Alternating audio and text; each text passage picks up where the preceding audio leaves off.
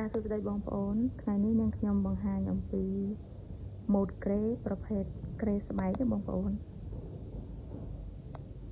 ម៉ូតក្រេគឺទូទៅຂະຫນາດ 1.3 ម៉ែត្រប៉ុណ្ណឹង 2 ម៉ែត្រទាំងអស់ប៉ុន្តែគាត់ថាម៉ូតខ្លះនៅពេលដែលយើងដំឡើងអញ្ចឹងទៅយើងឃើញវារាងធំអញ្ចឹងណាតែពាក់ព័ន្ធនឹងຂະຫນາດគឺ 1.8 ម៉ែត្រប៉ុណ្ណឹង 2 ម៉ែត្រដូចគ្នាទេហើយក្រេប្រភេទនេះដែរជាប្រភេទស្បែក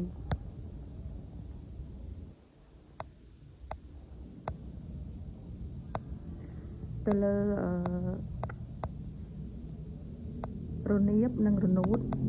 រនាបយើងប្រើបន្ទះក្តារធំបងប្អូនចំណែករនូតរបស់ក្រេគឺយើងប្រើទៅលើដែក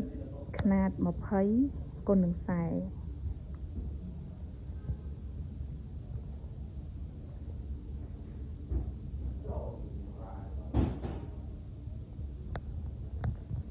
នេះបងប្អូនទៅលើពណ៌របស់គេ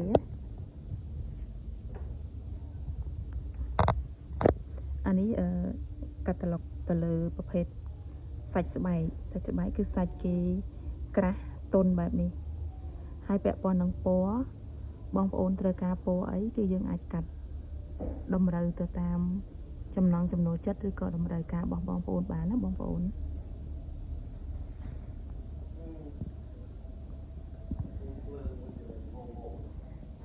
អញ្ចឹងសម្រាប់ព័ត៌មានលម្អិតបងប្អូនអាចឆាតចូលក្នុង page ក៏បានអញ្ជើញមកកាន់ showroom ផ្ទាល់ក៏បាននៅខាងក្រុងប៉ោយប៉ែតដែលស្ថិតនៅលើផ្លូវជាតិលេខ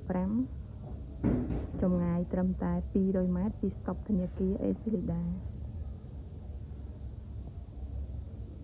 ចាសូមអរគុណ